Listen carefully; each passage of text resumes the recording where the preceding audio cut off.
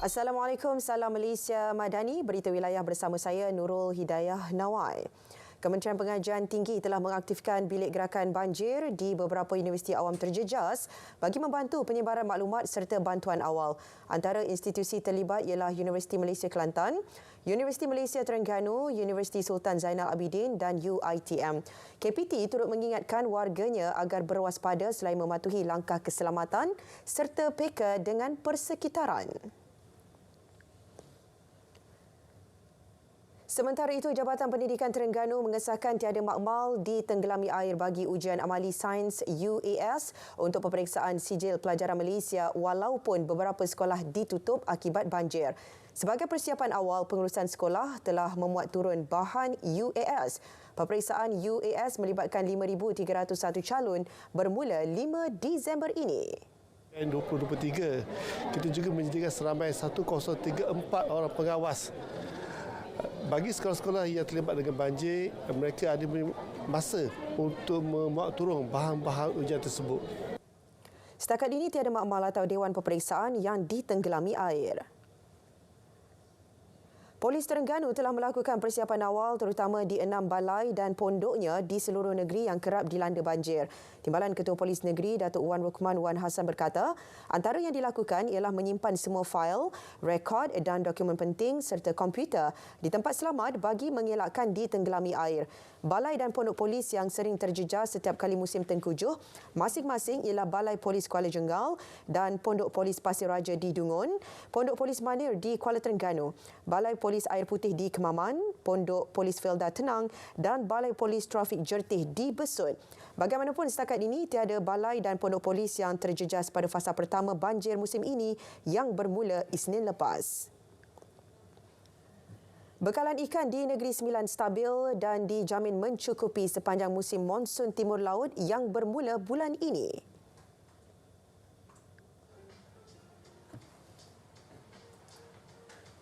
Masih stabil. Setakat ini belum ada data yang menunjukkan kita punya pengeluaran ikan merosot lah. Akibat daripada monsun timur laut lah. Ini di peringkat awal kita akan cuba bersedia dan memberitahulah macam contoh ikan kalau sudah cukup untuk dituai, kita minta dia dituai awal. Kita takut berlaku apa-apa nanti kerugian lebih besar. 1, 2. Malaysia mengemas kini amaran hujan berterusan buruk dan waspada membabitkan Perlis, Kedah, Perak dan Pulau Pinang berkuat kuasa hingga esok. Dan untuk perkembangan cuaca seluruh negara, bersama Pegawai Met Malaysia, Dr. Anis Nabila Muhammad. Assalamualaikum dan salam Malaysia Madani. Rantau negara kita kini sedang menerima pengaruh angin dari arah timur laut dengan kelajuan yang agak laju melebihi 30 km per jam. Namun demikian, berdasarkan model-model Met Malaysia dan antarabangsa, penumpuan angin dijangka boleh berlaku di kawasan timur dan utara Semenanjung, dan keadaan ini boleh berlakunya menyebabkan kelebihan kelembapan serta berlakunya hujan lebat berterusan di kawasan yang terbabit. Oleh itu, Met Malaysia masih lagi mengekalkan amaran hujan lebat berterusan kategori waspada dan buruk yang akan berkuat kuasa sehingga 24 November nanti. Amaran ini melibatkan negeri Kelantan, Terengganu dan beberapa daerah di negeri Pahang. Selain itu, Met Malaysia juga masih lagi mengekalkan amaran hujan lebat berterusan kategori waspada yang akan berkuat kuasa sehingga 23 November nanti. Amaran ini melibatkan negeri Perlis, Kedah, Pulau Pinang dan bahagian utara di negeri Perak. Oleh itu, penduduk di kawasan yang bertanda amaran ini diminta untuk sentiasa berhati-hati dan peka dengan segala amaran yang bakal dikeluarkan oleh pihak kami serta pihak berkuasa tempatan, terutamanya yang kini sedang menetap di kawasan yang berkedudukan rendah. Selain itu, Met Malaysia juga masih lagi mengekalkan amaran angin kencang dan laut bergelora kategori pertama pertama dan kedua yang juga akan berkuat kuasa sehingga 24 November nanti. Amaran ini melibatkan kawasan perairan Condor dan Reef North. Perlu diingatkan sepanjang amaran ini berkuat kuasa, keadaan ini amat berbahaya pada aktiviti laut dan feri serta rekreasi laut. Baiklah, kita teruskan dengan tinjauan cuaca semasa bagi Semenanjung Malaysia. Pada ketika ini, hujan lebat dan rebut petir kini sedang berlaku di 1-2 tempat melibatkan hampir keseluruhan negeri di Semenanjung Malaysia. Namun demikian, keadaan cuaca di negeri-negeri yang bertanda amaran sebentar tadi dijangka boleh berlarutan sehingga ke malam nanti. Manakala bagi keadaan cuaca di negeri-negeri pantai barat Semenanjung iaitu di negeri Selangor, wilayah Besar Kuala Lumpur, Negeri Sembilan, Putrajaya, Melaka dan juga Barat Johor dijangka boleh berlarutan sehingga ke awal malam nanti. Manakala bagi Malaysia Timur pula, hujan dan rebut petir kini sedang berlaku di 1-2 tempat melibatkan bahagian barat, tengah dan utara di negeri Sarawak, juga menyebabkan bahagian pantai barat, Sandakan dan Tawau di negeri Sabah. Dan keadaan cuaca di kedua-dua negeri ini juga dijangka boleh berlarutan sehingga ke awal malam nanti. Baiklah, itu sahaja laporan cuaca untuk hari ini. Jangan lupa untuk ikuti kami di laman sesawang Facebook, Instagram, X dan YouTube untuk mendapatkan info yang sahih dan terkini daripada kami. Saya Anis Nabila Muhammad. Assalamualaikum dan salam Malaysia Madani.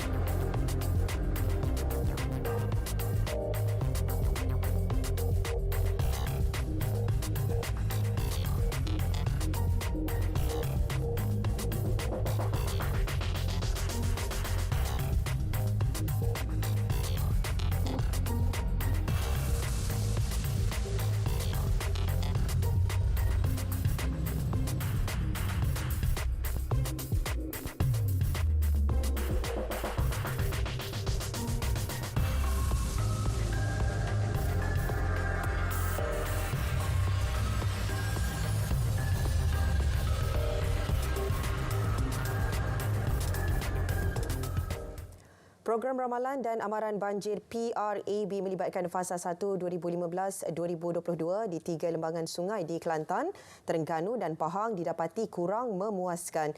Laporan Ketua Audit Negara 2022 mendedahkan walaupun kerajaan telah membelanjakan RM145 juta untuk program itu, kadar ketepatan ramalan banjir hanya 5.6% sahaja dan tidak berupaya mengeluarkan amaran serta hebahan 2 hari lebih awal. JPS disaran mewujudkan petunjuk prestasi menilai pencapaian keberhasilan PRAB bagi memastikan perkara sama tidak berulang pada masa hadapan.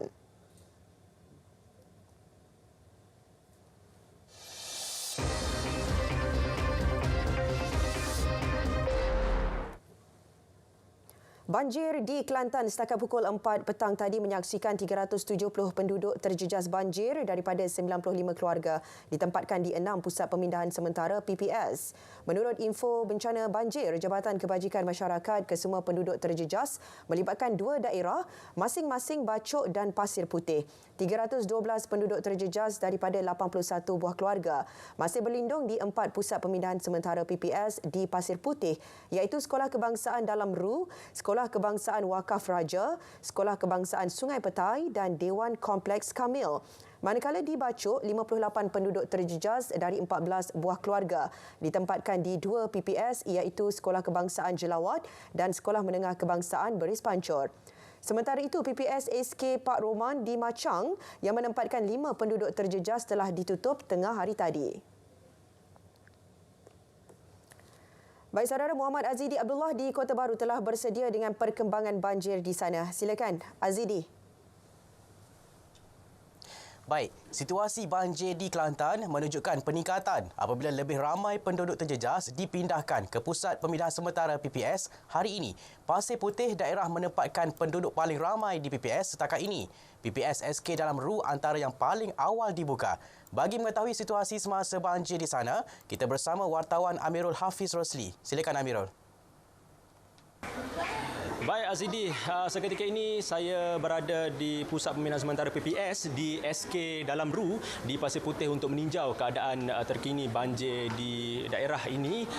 Dan untuk pengetahuan, PPS di SK Dalam Ru ini menempatkan penduduk terjejas banjir paling ramai di Kelantan, iaitu 197 orang dari 52 keluarga.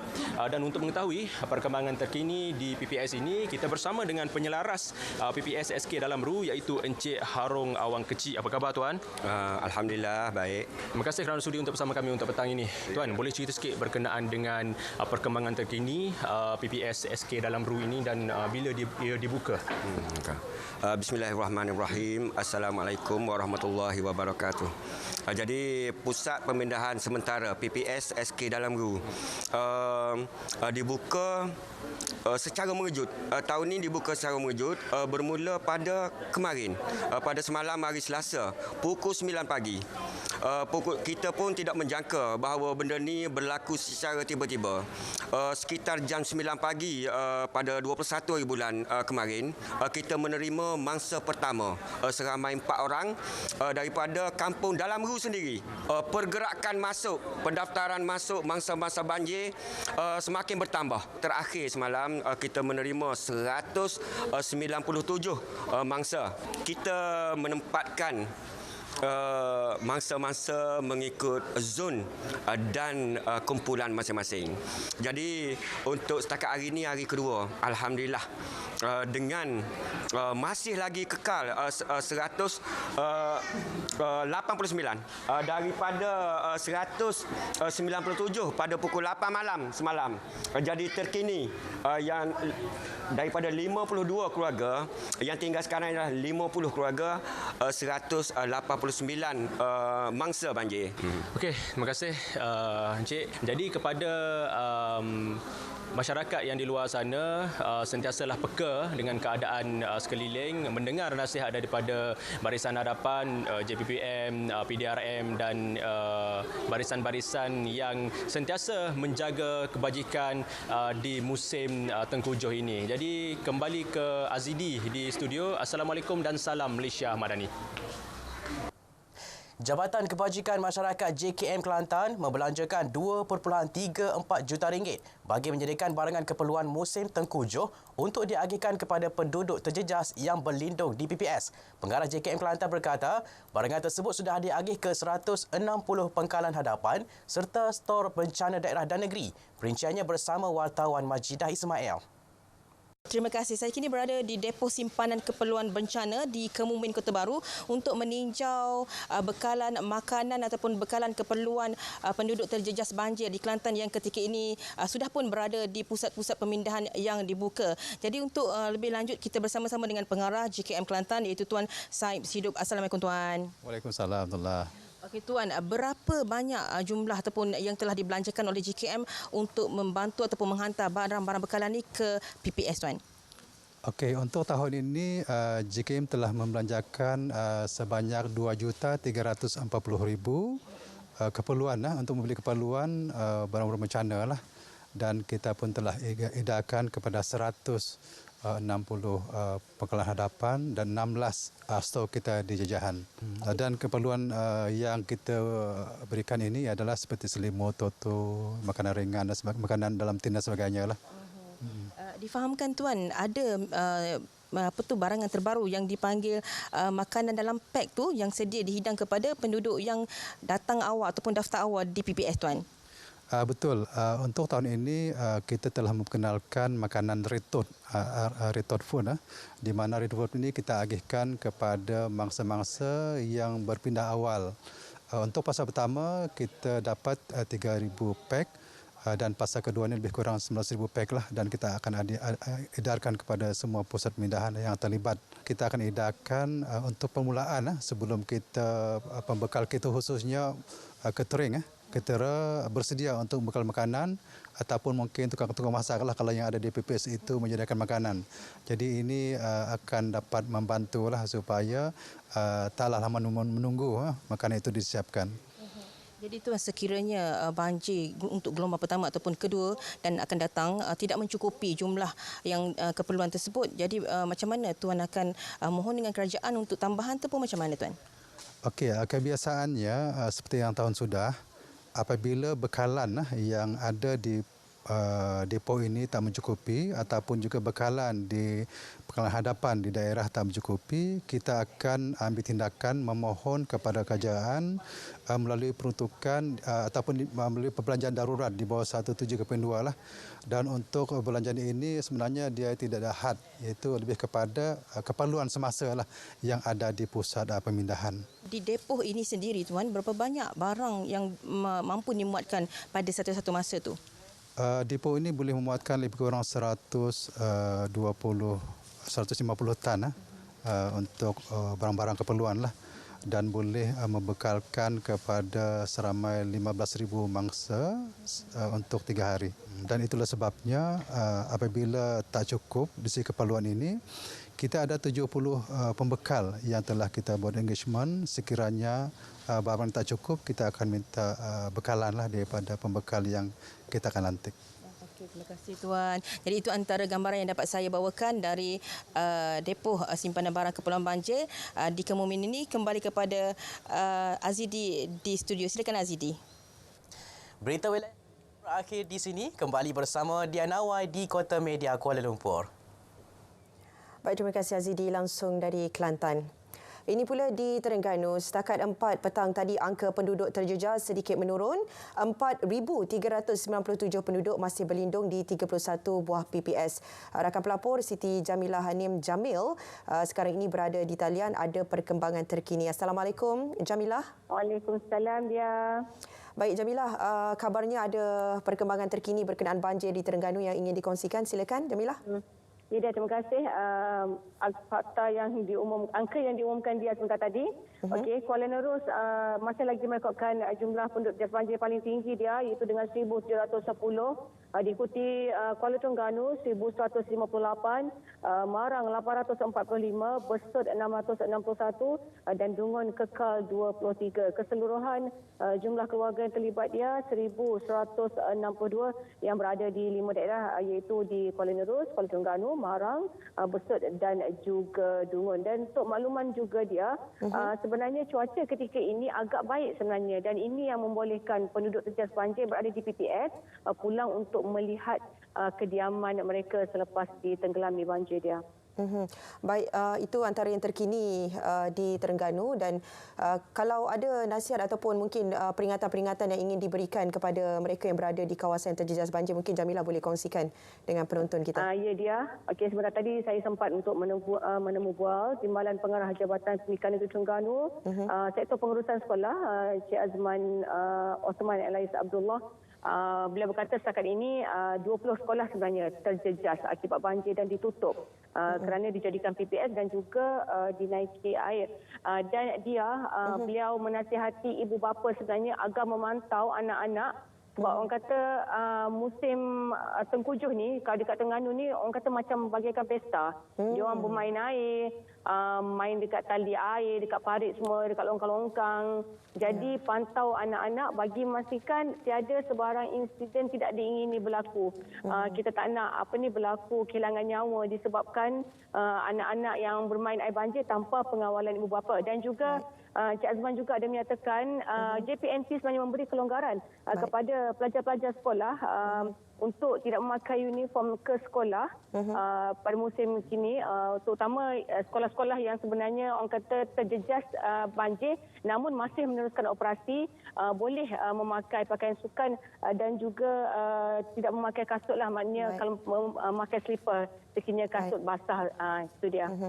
Baik, terima kasih Jamilah untuk perkembangan banjir langsung dari Terengganu. Jamilah pun jaga diri Jamilah. Terima kasih dia. Baik, Assalamualaikum. Baik, itu dia tadi perkembangan banjir langsung dari Terengganu bersama rakan pelapor Jamilah di Terengganu. Kita teruskan dengan perkembangan yang seterusnya. 25 cerun kritikal di Terengganu sedang dipantau dan disenaraikan dalam modul inventory cerun negara. Pengarah Jabatan Mineral dan Geosains GMG Terengganu, Habibah Tahir berkata ia melibatkan cerun di daerah Kuala Terengganu, Marang, Dungun dan Kemaman. Daripada 25 cerun itu, terdapat 3 kategori cerun kritikal iaitu rendah, sederhana dan tinggi.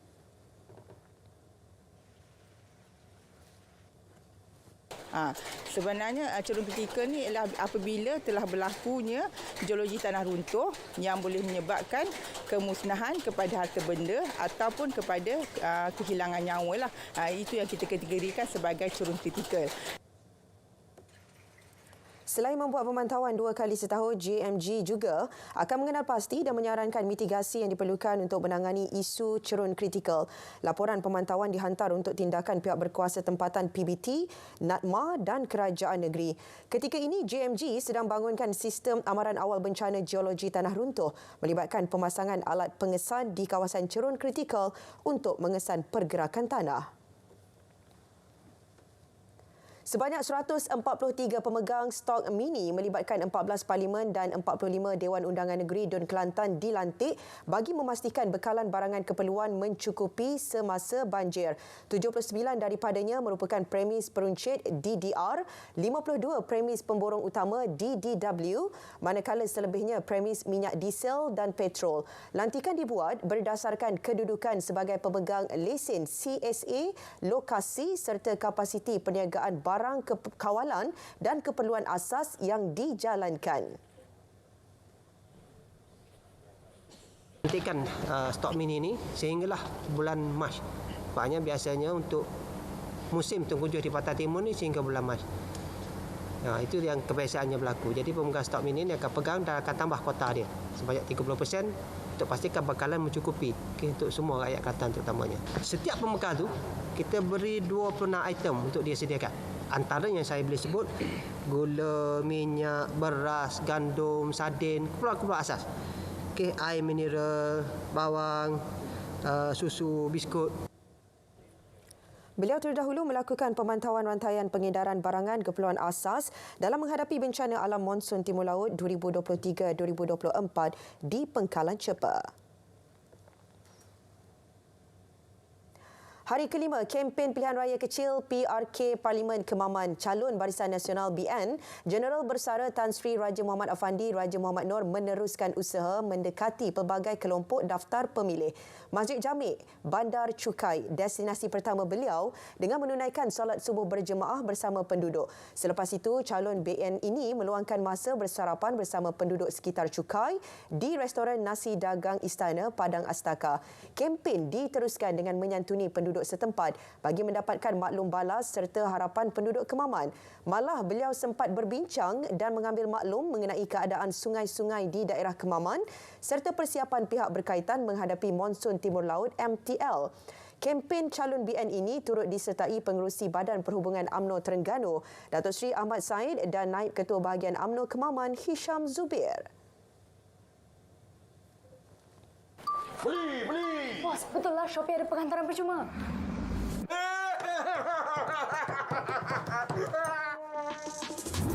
Kenapa bayar kalau dapat penghantaran percuma di Shopee?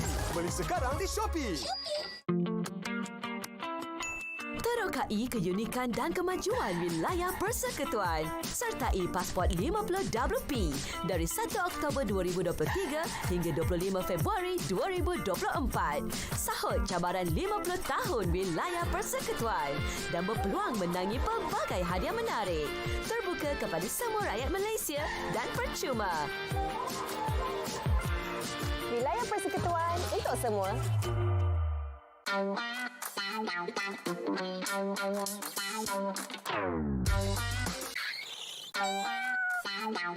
Jadikan impian anda kenyataan dengan Al-Aufa.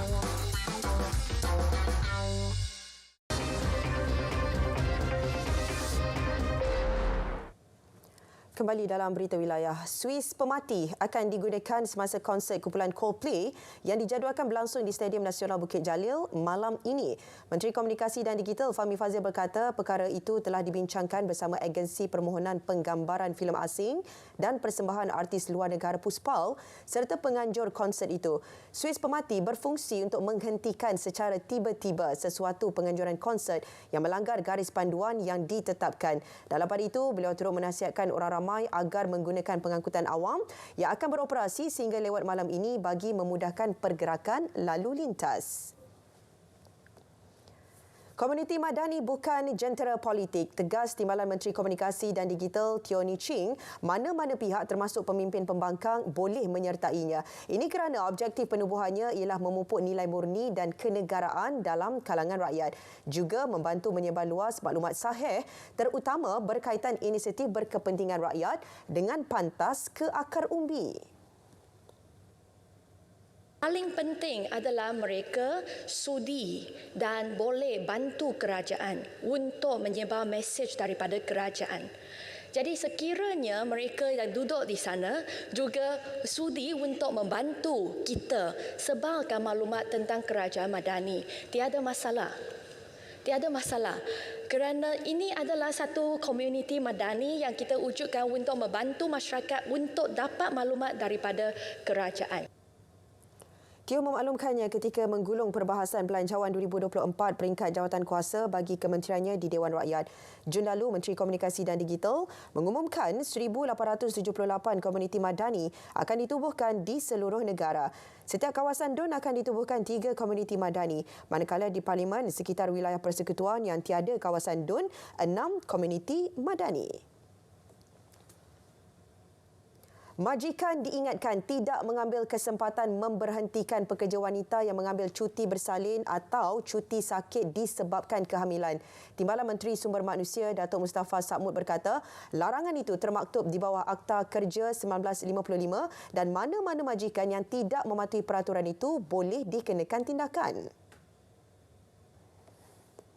Majikan yang didapati tidak mematuhi peruntukan tersebut telah dinasihatkan untuk membuat tindakan pembetulan dan sekiranya gagal, kertas siasatan akan dibuka untuk tindakan pendakwaan atau kompaun dengan denda maksimum sehingga RM50,000 jika disabit kesalahan.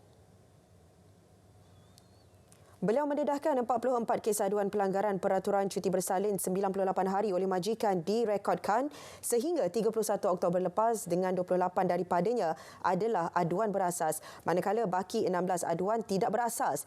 Bagi tempoh sama, Kementerian Sumber Manusia dengan agensinya melaksanakan 23,279 pemeriksaan berkanun di tempat kerja. Hanya 25.6% atau 386 daripada 1,505 buah sekolah di seluruh negara yang dikenal pasti mempunyai bangunan daif telah dilaksanakan projek naik taraf dan pembangunan semula sekolah.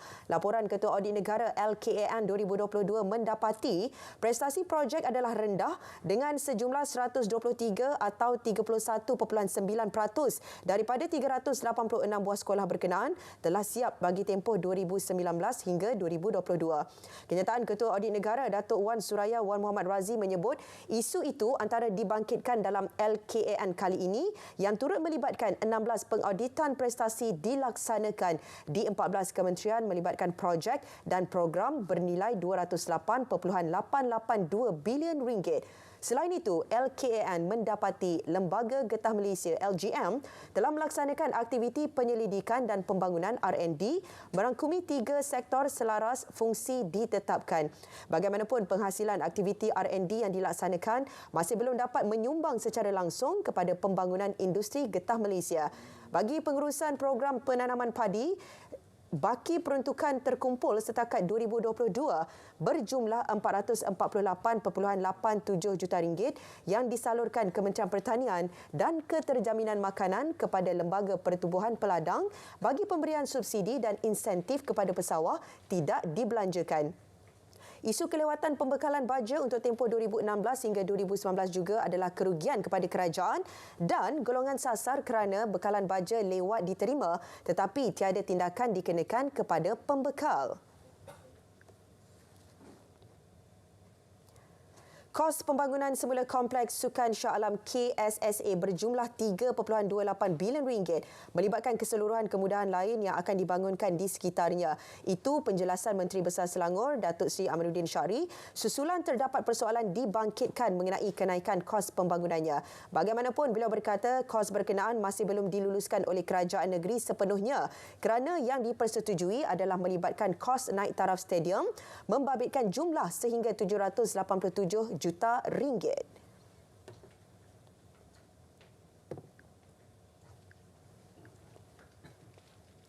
Saya nak maklumkan 3.28 bilion ini adalah kos keseluruhan kompleks. Kompleks itu yang melangkumi Stadium Malawati, Stadium Shah Alam, hotel, bangunan serta pusat stesen bersepadu dan pusat teater yang akan ada dalam cadangan fasa 1, fasa 2 dan fasa 3. Jadi 3.28 bilion ini merupakan kos keseluruhan yang belum kita agree, yang basically kita agree setakat ini yang betul-betul ialah proses perobohan dan kita sedang menilai sampai di pertengahan untuk proses pembinaan stadium kerana hasrat kita adalah menggantikan stadium.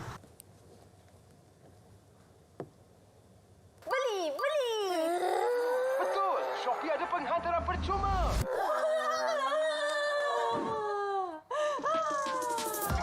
Kenapa bayar kalau dapat penghantaran percuma di Shopee? Beli sekarang di Shopee.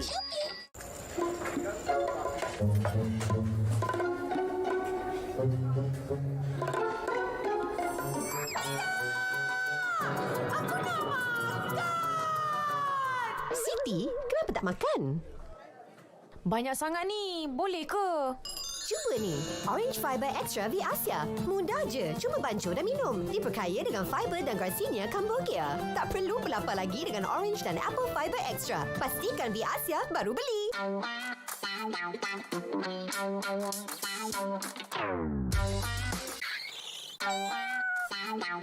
Jadikan impian anda kenyataan dengan Al-Aufa.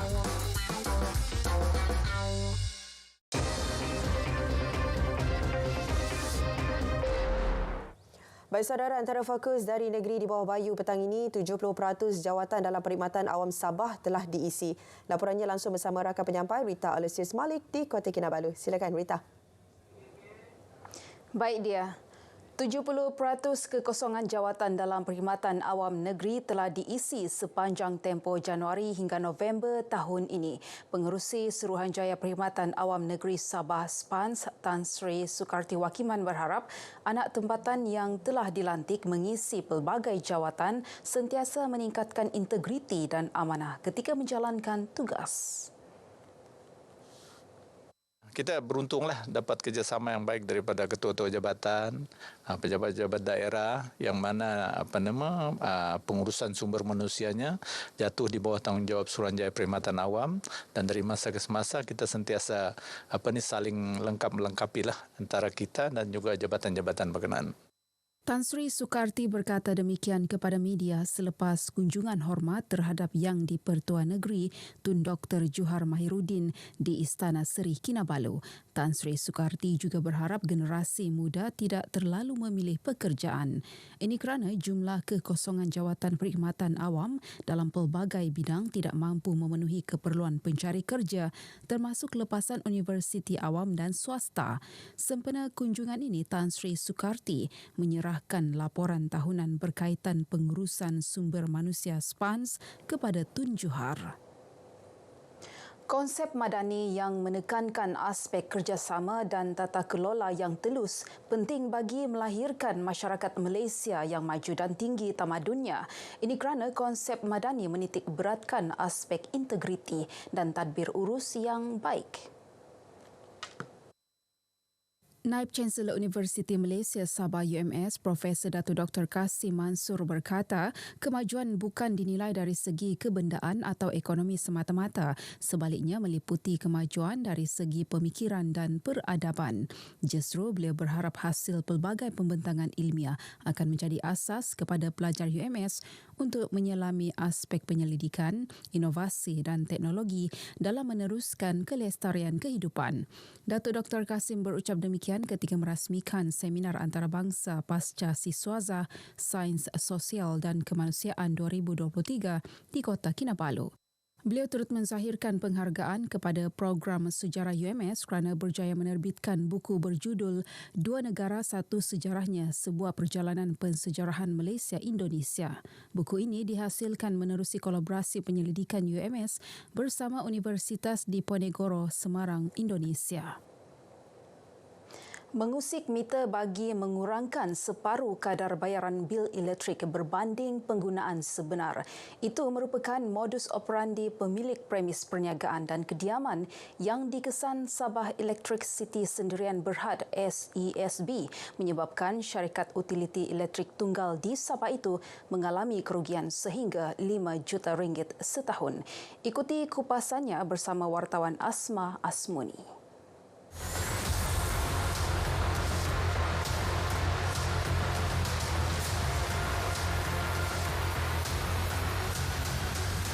Kewujudan modus operandi pengguna tidak bertanggungjawab itu dikesan hasil pemeriksaan ke atas premis di seluruh negeri dan wilayah Persekutuan Labuan.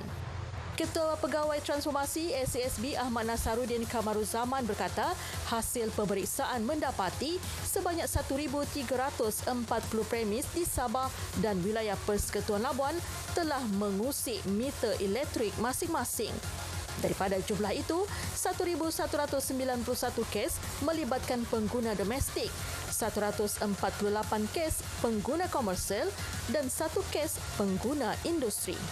Justru Suruhanjaya Tenaga kini dalam proses mengheret 29 pengguna yang disyaki terlibat dengan kes pengusikan perpasangan meter SESB ke mahkamah untuk dibicarakan. Selepas pembuktian kes, kita akan keluarkan debit note yang mana pasal-pasal ini kita akan tuntut ganti rugi berdasarkan kepada jumlah yang sebenar yang dipakai dan berapa lama yang telah disyaki dia mencuri. Bagi menambah baik sistem perkhidmatan kepada pengguna, SESB juga telah meluluskan dasar pemberian imbuhan kepada pemberi maklumat berkaitan kes usikan perpasangan meter KUPM dan sambungan elektrik tidak sah SETS. Ia melibatkan imbuhan sekurang-kurangnya 1 hingga 2% daripada jumlah tuntutan kerugian hasil. Kita mohon di luar sana kepada awam, orang-orang awam, publik, pengguna, sekiranya ada mendapati ada 2 kes ni yang mana ada penyambungan haram, sambungan haram berlaku dan kedua ada berlaku kes usikan pemasangan meter dan ada juga kes-kes Bitcoin yang menggunakan bekal elektrik secara tidak sah, tolong adukan kepada SESB. Sementara itu, para pengguna dinasihati agar sentiasa berwaspada dan memastikan hanya kaki tangan SESB yang mempunyai kad kuasa dibenarkan untuk membuat bacaan meter bagi mengelak penipuan. SESB juga dalam langkah untuk menambah baik perkhidmatan mereka kepada orang awam dan juga premis di sekitar Sabah ini memperkenalkan kad kuasa kepada setiap pegawai yang melakukan pemeriksaan dan pemantauan di meter elektrik di sekitar Sabah ini. Justru orang ramai, sila pastikan anda membayar bil elektrik dan sila pastikan pegawai yang melakukan pemeriksaan terhadap meter anda mempunyai kad kuasa bagi mengelakkan anda ditipu. Laporan Asma Asmuni, Berita RTM.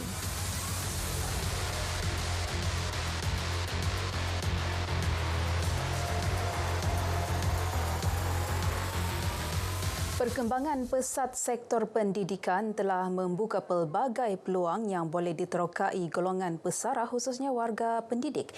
Ini kerana pihak berkenaan mempunyai kelebihan untuk terus menabur bakti dalam bidang pendidikan. Menteri Sains, Teknologi dan Inovasi merangkap Exco Pendidikan Sabah Datuk Dr. Muhammad Arifin Muhammad Arif berkata, terdapat sebilangan pelajar masih memerlukan bantuan daripada guru yang sudah bersara. Beliau berucap dalam Majlis Jasamudi Kenang Jabatan Pendidikan Negeri JPN Sabah 2023 di Kota Kinabalu. Datuk Arifin turut menyarankan agar golongan pesara merancang aktiviti yang sesuai untuk mengisi masa lapang penumpang termasuk berkongsi pengetahuan dan kepakaran masing-masing dengan pihak yang memerlukan. Katanya fasa persaraan juga merupakan peluang terbaik untuk melakukan aktiviti-aktiviti yang tertangguh kerana keterbatasan waktu semasa masih bekerja. Seramai 140 pesara terdiri pegawai, guru dan anggota kumpulan pelaksana yang berkhidmat di JPN Sabah dan pejabat pendidikan daerah Kota Kinabalu diraih dalam majlis bertemakan Sesaat Bersama Seabad Terasa ini. Baik, setakat ini perkongsian dari negeri di bawah bayu. Terus ikuti lebih banyak perkembangan semasa dalam negara bersama Dia Nawai. Dari sungai hingga ke segara, Palestin pasti merdeka. Baik, terima kasih Rita Aloysius langsung dari Sabah.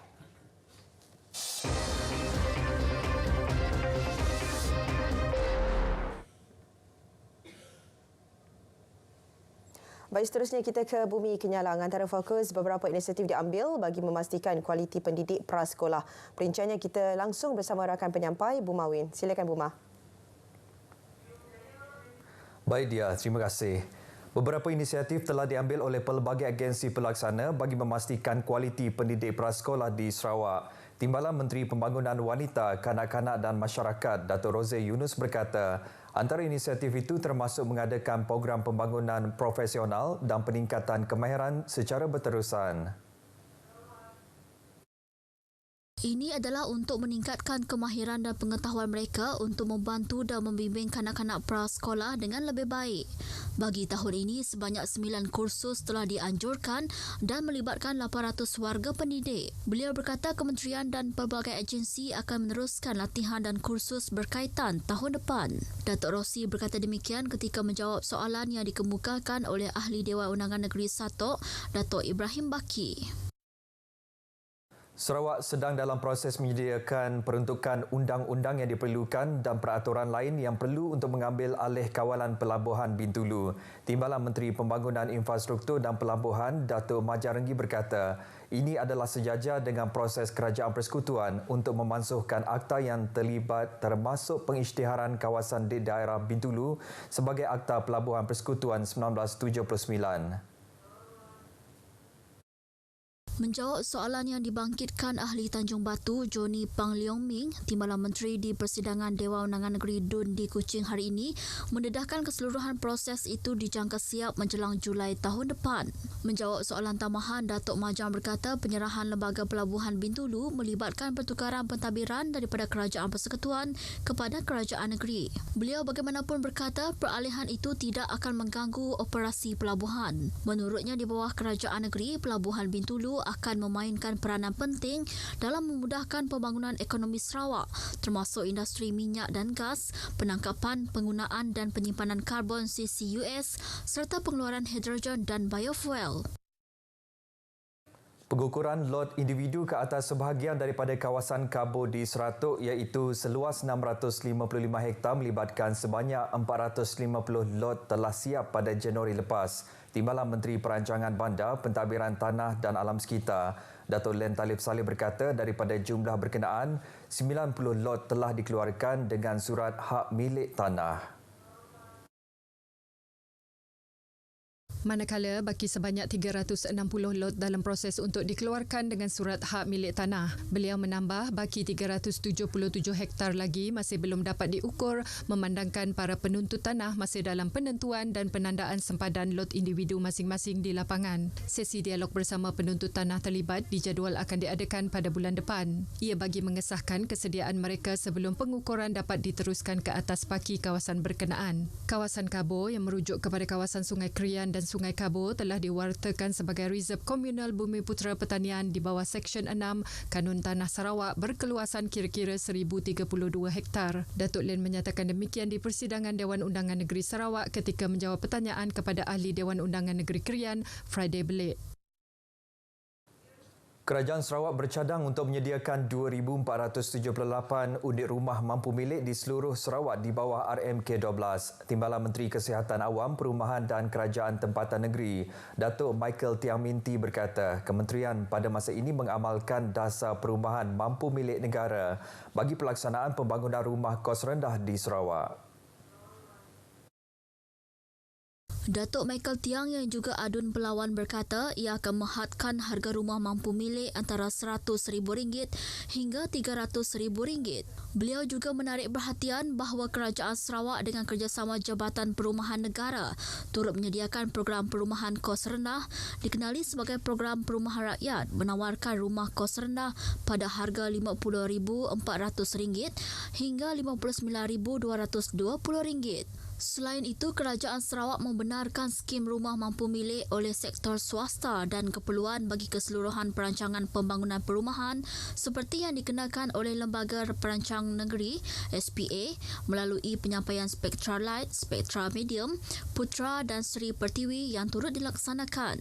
Beliau menjawab soalan adun report Datuk Seri Huang Tiongsi pada sesi soal jawab pada mesyuarat Dewan Undangan Negeri DUN Sarawak hari ini. Sementara itu, bagi membantu golongan berpendapatan rendah memiliki rumah, Kerajaan Sarawak sejak 2021 telah memperkenalkan skim deposit perumahan dan bantuan bayaran balik HDRAS. Beliau berkata pada masa ini Perbadanan Pembangunan Perumahan HDC sedang dalam proses pembinaan 30 unit skim penempatan semula di skim pembesaran Kampung Susur Jambu Serikeh. DUN Sarawak pada mesyuarat semalam telah meluluskan usul untuk membenarkan pengeluaran dana daripada kumpulan wang disatukan bagi tujuan peruntukan kepada Dana Kekayaan Berdaulat Masa Depan Sarawak SSWF. Timbalan Premier Sarawak Datuk Amar Douglas Uga Embas semasa membentangkan usul itu berkata memandangkan lembaga SSWF akan mula beroperasi 1 Januari tahun depan adalah wajar kuasa diberikan untuk pengeluaran dana daripada kumpulan wang disatukan negeri untuk diagihkan kepada SSWF bagi tempoh 20 tahun. Pengeluaran dana tersebut melibatkan sehingga 8 bilion ringgit untuk tahun depan dan sehingga 300 juta ringgit setiap tahun dari tahun 2025 hingga 2028.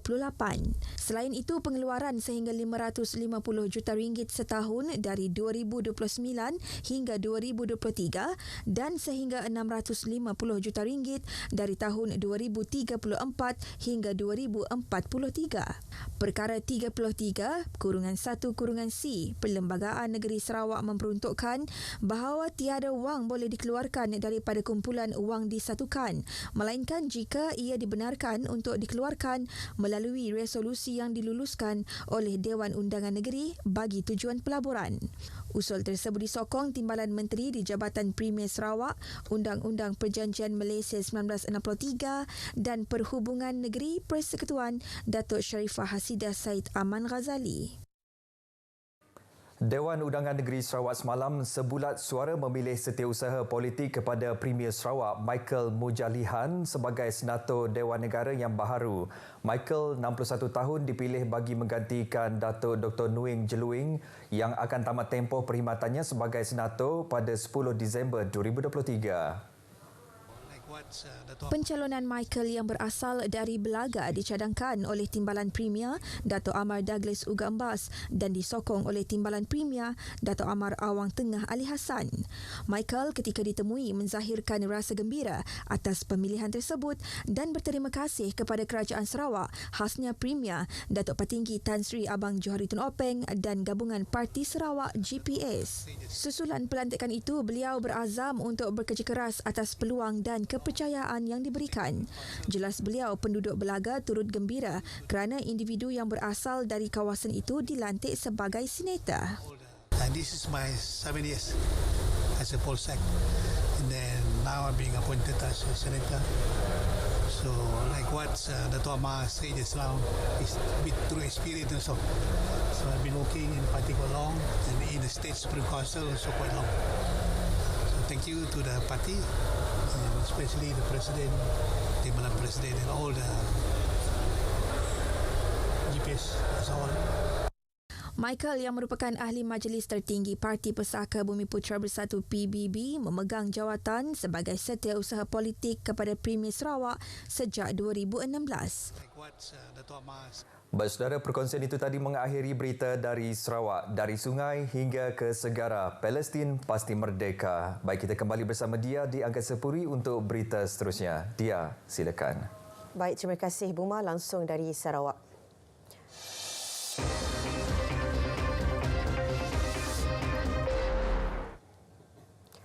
Sebanyak 82.14 juta ringgit jumlah nilai rampasan diperoleh Kementerian Perdagangan Dalam Negeri KPDN bagi tempoh bermula 1 Januari hingga 31 Oktober lepas.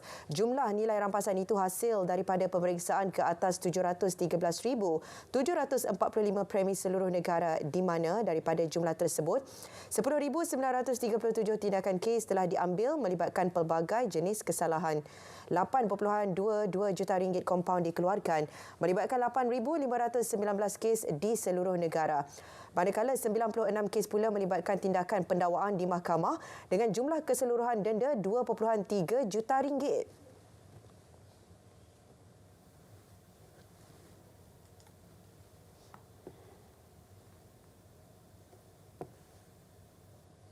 Berdasarkan tindakan kes kompaun dan juga pendakwaan tersebut, sebanyak 1,490 kes yang melibatkan barang sitaan telah pun kita lupus dan menjadikan hasil kepada kerajaan, di mana kutipan hasil tersebut sebanyak RM5.51 juta dan daripada lelong kita dapat RM3.44 juta dan daripada pemusnahan barang kes kita anggarkan barang yang kita musnah itu bernilai 29.58 juta ringgit.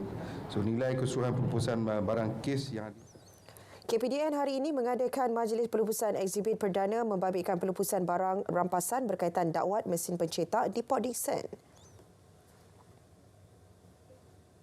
Menjelang Tahun Melawat Melaka 2024, dua langkah strategik dilaksana SWM Environment Sdn Bhd. SWM Environment bagi memastikan Melaka kekal bersih. Dan yang keduanya dari segi elemen pekerja-pekerja kita juga memberikan motivasi dan semangat kepada mereka bahawa mereka juga menyumbang kepada kebersihan negeri Melaka dan sikit sebanyak menyumbang kepada peningkatan pelancong ataupun pengunjung ke negeri Melaka melalui kempen tersebut. So kempen seperti ini juga menjadikan satu alasan kepada SWM Environment untuk memberi semangat dan motivasi kepada pekerja-pekerja kita. Pekerja baharu bakal ditambah sekiranya perkhidmatan atau keperluan di kawasan baharu.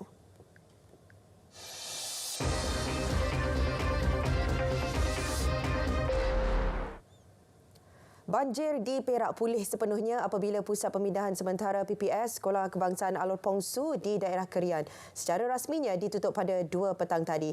PPS itu menempatkan 39 penduduk daripada 14 keluarga dan ia dibuka sejak 23 Oktober lalu. Kesemua penduduk terjejas dibenarkan pulang ke kediaman masing-masing melibatkan Kampung Selekoh dan Kampung Beriah. Sebuah sekolah antarabangsa di Batu Feringgi dekat Georgetown, Pulau Pinang membuat laporan polis selepas menerima ancaman bom menerusi email. Ia menjadikan 3 sekolah antarabangsa di negeri itu menerima ancaman ugutan bom.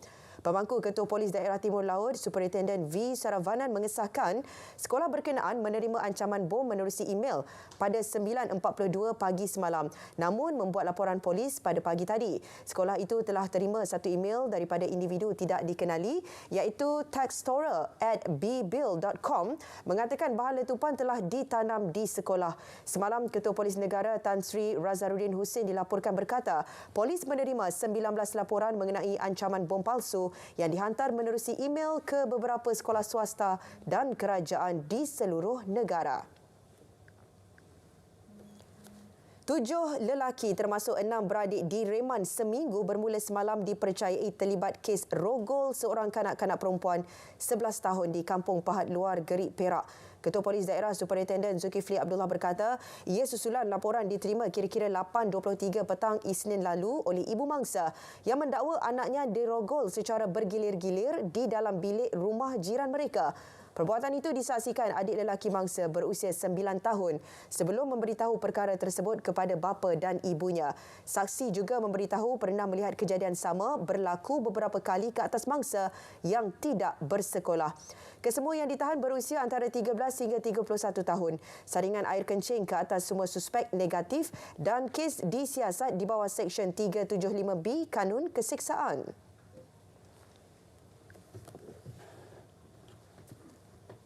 Galeri Rumah Lat di Batu Gajah Perak yang mula dibuka kepada orang ramai sejak 8 Julai lalu terus menjadi tumpuan pengunjung.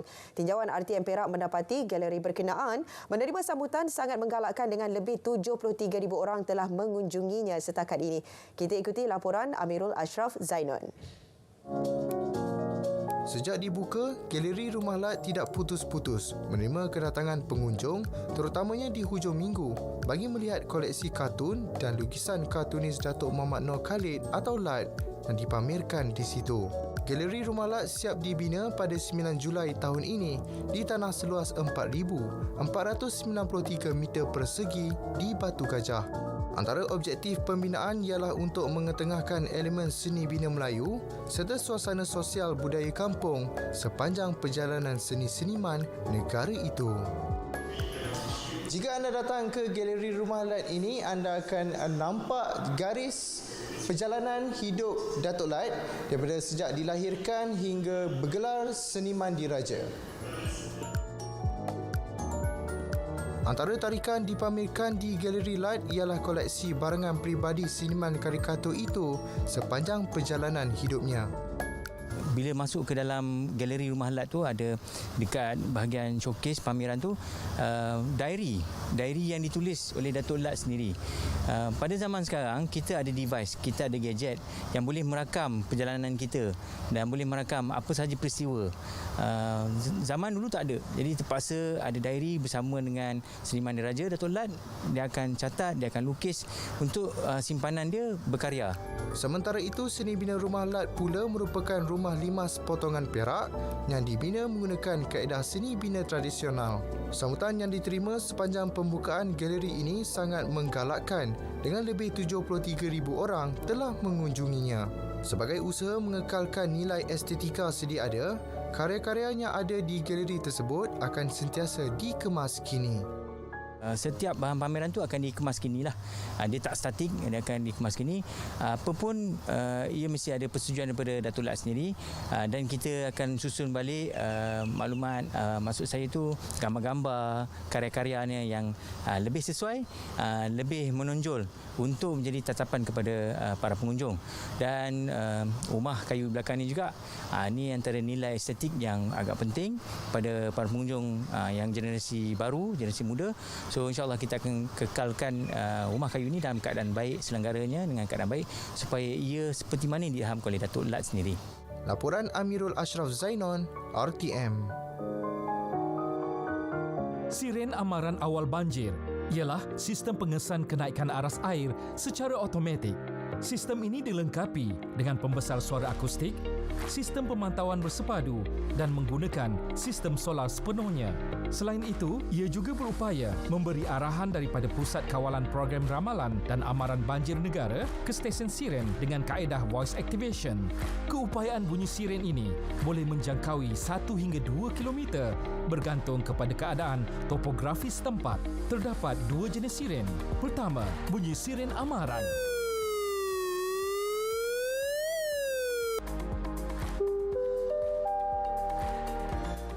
Amaran. Air sungai telah melebihi aras amaran. Semboyannya kedengaran apabila air sungai melepasi aras amaran dan penduduk diminta bersiap sedia untuk berpindah.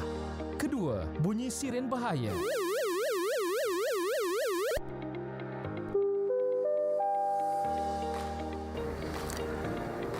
Bahaya. Air sungai telah melebihi aras bahaya. Ia diaktifkan setelah air sungai melepasi aras bahaya dan penduduk diminta untuk berpindah serta-merta. Sistem siren amaran awal banjir memberi manfaat kepada masyarakat bersiap siaga menghadapi bencana banjir. Baik saudara, paparan itu mengakhiri berita wilayah hari ini. Dari sungai hingga ke segara, Palestin pasti merdeka. Malaysia Madani, tekad perpaduan penuhi harapan.